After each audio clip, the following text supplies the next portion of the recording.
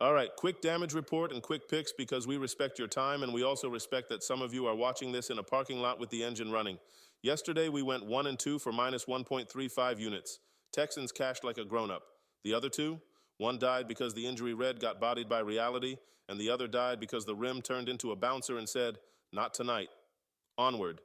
Today's card is simple. Virginia plus 3.5 at Louisville, Houston minus 12.5 hosting West Virginia, and Kansas plus 3.5 at home versus Iowa State. Now, pick number one, Virginia plus 3.5 at Louisville. And yes, we know betting Virginia in a game with a total in the mid-150s feels illegal if you've watched the last decade. But that's the whole point.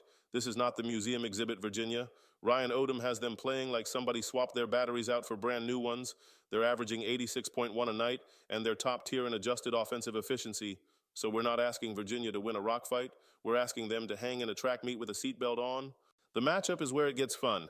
Louisville's whole identity is launch threes until the scoreboard blinks. They're literally number one in three-point attempt rate, over half their shots coming from deep. Cool strategy, except for two problems. Problem one, their main engine, freshman point guard Michael Brown Jr., is out.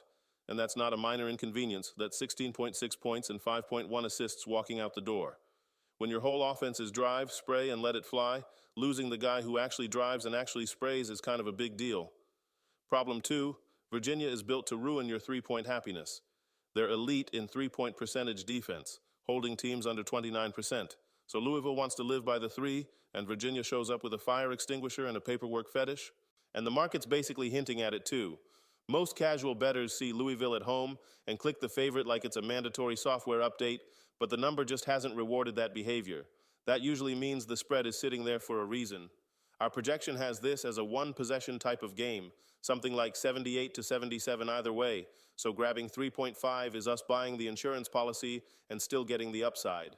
The main risk is the obvious one. The Yum Center can turn into an avalanche if Louisville hits a random early heater. But if Virginia simply contests like they usually do, Louisville's quantity shooting turns into a bricklaying convention. Give us the points. Pick number two, Houston minus 12.5 against West Virginia. This one is the classic great party, terrible next morning. West Virginia just had their emotional peak beating Kansas at home, and now they have to walk into Houston's building and solve a Kelvin Sampson defense that treats joy like it's a suspicious package. And here's the key. West Virginia at home and West Virginia on the road are two completely different organisms. They're undefeated at home and winless on the road, and it's not just a cute trend, it's a profile. When they stepped into a similar kind of bad environment at Iowa State, they got smacked 80 to 59. That's not a bad beat, that's a structural issue. Houston is built to make that structural issue worse. The Cougars play at a glacial tempo, they defend like the ball owes them money, and they turn missed shots into extra possessions with elite offensive rebounding. That last part matters a ton in a low possession game. If there are only, say, low 60s possessions, and Houston is generating 8 to 12 extra shots through the glass and turnovers, the math gets ugly fast. West Virginia's ball security is not exactly a luxury sedan either. One of their main handlers has been hovering around a 1.5 assists for every turnover type profile, and that's the kind of thing Houston eats for brunch. So the script we're betting on is Houston controlling pace, winning the possession battle, and turning West Virginia's road offense into long, miserable possessions that end in contested jumpers. Our numbers land this closer to a high teens, low 20s margin than a 12-point game, something like 77 to 55. The only real sweat is if Houston goes ice cold for 30 minutes and decides to cosplay as a bad shooting team. But even then, the defense and rebounding travel, and Houston's whole personality is no freebies. We lay the 12.5. Pick number three, Kansas plus 3.5 at home versus Iowa State.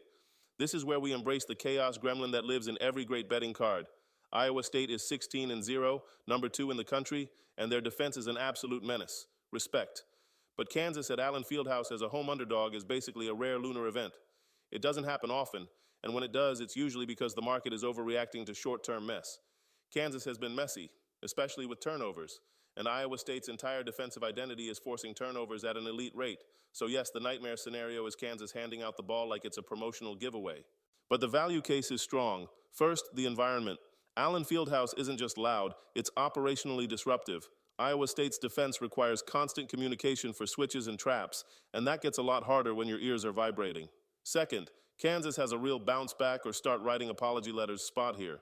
They're flirting with a conference start that is historically abnormal for them, and teams with elite coaching tend to snap into their best version when the walls start talking. Third, Iowa State's offense is skating on some shooting that begs for regression. They're over 40% from three as a team, and they've got a key guy hitting north of 50% from deep. That's awesome, but that's also the kind of thing that comes back to earth when you enter a hostile gym against a defense that can actually contest the arc. And here's the hidden lever: free throws. Kansas is one of those teams that lives at the line, especially at home, and Iowa State's aggressive defense can rack up fouls. In a coin flip type game, a 5 to 8 point edge at the stripe is enormous. Our simulations basically call this close to a toss-up, something like 73 to 72 either way, and if it's a toss-up, taking Kansas plus 3.5 is just good business. We are not saying Kansas is magically fixed. We are saying 3.5 points in that building, in that spot, is value. So to recap today's card, Virginia plus 3.5 at Louisville, Houston minus 12.5 versus West Virginia, and Kansas plus 3.5 at home versus Iowa State. Let's be smarter than yesterday, and also let's ask the rims to stop unionizing against us. As always, bet within your means, and if you're feeling emotional, go bet emotionally on something harmless like which friend is going to text back first, because that one is also a bad number.